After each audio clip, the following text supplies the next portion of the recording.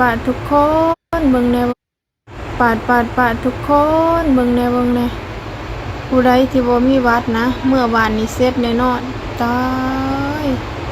คือตรวจคักตรวจแน่แท้โอ้ยโคตรภาคคลิปนี้ฝากถึงคนลาวทุกคนที่เดินทางกลับประเทศลาวพวกที่ไม่มีบัตรไม่มีเอกสารอยู่ผิดกฎหมายในประเทศไทยคือกลับบ้านตอนนี้กลับยังไงก็ไม่รอดเจ้าหน้าที่ดูการตั้งด่านที่อุบลราชธานีเพราะว่าติดกับประเทศลาวหลายเขตแดนติดกับลาวทุกพื้นที่ตำรวจโอ้โหหลายชั้นมากนะครับตั้งด่าน สบายดีสวัสดีครับทักทายทุกท่านที่เข้ามาติดตามรับชมอยู่กับผมเทพโยกครับพี่น้องทางเมืองไทยกับประมาณเที่ยงครึ่ง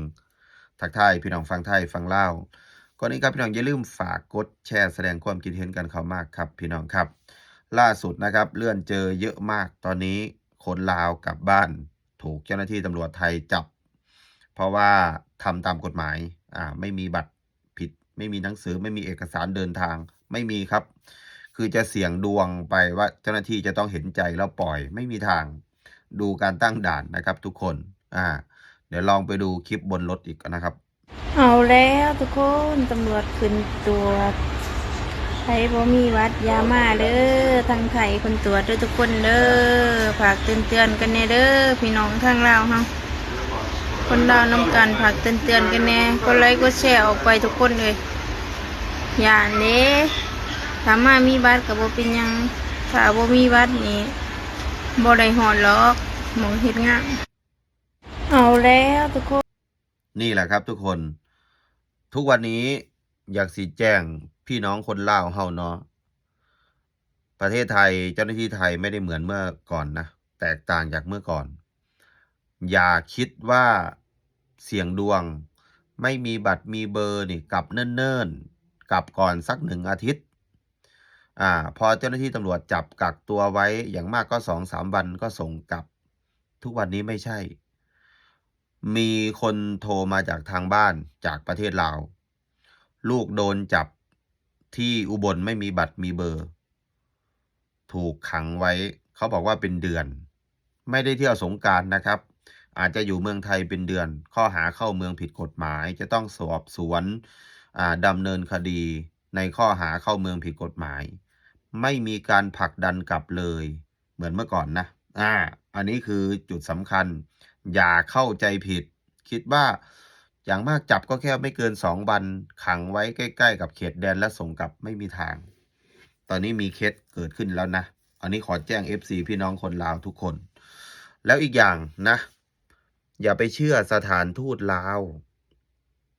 อย่าไปเชื่อสถานทูตลาวนะไอ้พวกที่เข้าเมืองผิดกฎหมายอยู่ในประเทศไทยคุณผิดกฎหมายคุณไม่มีบัตรมีเบอร์อยู่แล้วเห็นสถานทูตบอกว่ามาขอเอกสารที่สถานทูตยืนยันแล้วกลับประเทศไม่มีเจ้าหน้าที่ตำรวจจับเหมือนเดิมเพราะคุณอยู่ผิดกฎหมายต่อให้สถานทูตออกเอกสารให้มันเอกสารยืนยันความเป็นลาวอยู่บ้านไหนบ้านเลขที่อะไรเฉยๆไม่ได้หมายความว่าเจ้าหน้าที่ตำรวจไทยเห็นหนังสือเอกสารส่วนตัวจากสถานทูตแล้วจะไม่จับทุกคนเพราะเข้าเมืองไทยผิดกฎหมายอันนี้ก็อยากสิฝากถึงคนลาวเฮาว่าอย่าไปขอหนังสืออยู่สถานทูตเสียเงินคนละ400-500 300-400บ่มีประโยชน์หนังสือแค่ยืนยันว่าเจ้าเป็นคนลาวอยู่บ้านใดเมืองใดจังหวัดใดของประเทศลาวทำให้เฉยๆเวลาถูกจับปุ๊บเจ้าหน้าที่ตำรวจไทยก็บางทีก็ดำเนินคดียาวแล้วเอาไปส่งให้ตำรวจลาวก็ต้องมาดูเอกสารที่สถานทูตยืนยันว่าเป็นคนลาวแค่นั้นเองไม่ได้หมายความว่าตำรวจไทยไม่จับนะแล้วอีกอย่างเห็นไหมการตั้งด่านเจ้าหน้าที่ตำรวจไทยเขาไม่เอาเงินแล้วนะจะเสียเงินให้คนละ1,000 1,500 2,000ไม่มีทางคนตั้งเยอะเจ้าหน้าที่ตำรวจก็ตั้งเยอะแยะเขาไม่กล้ารับเงินหรอกอันนี้พูดให้ฟังนะ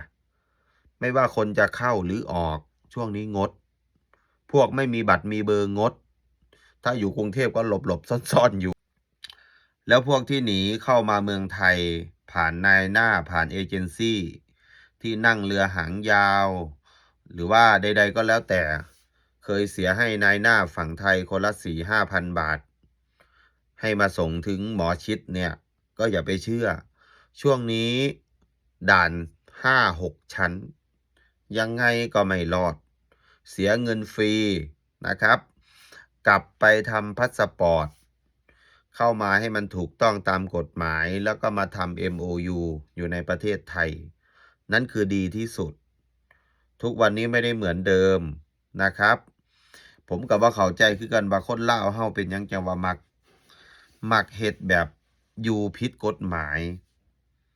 เวลามีปัญหาหยังขึ้นมาเฮ็ดหยังก็ยากเฮามาเที่ยวเฮาแอบเฮ็ดงานนี่จะได้ก็แม่นผิด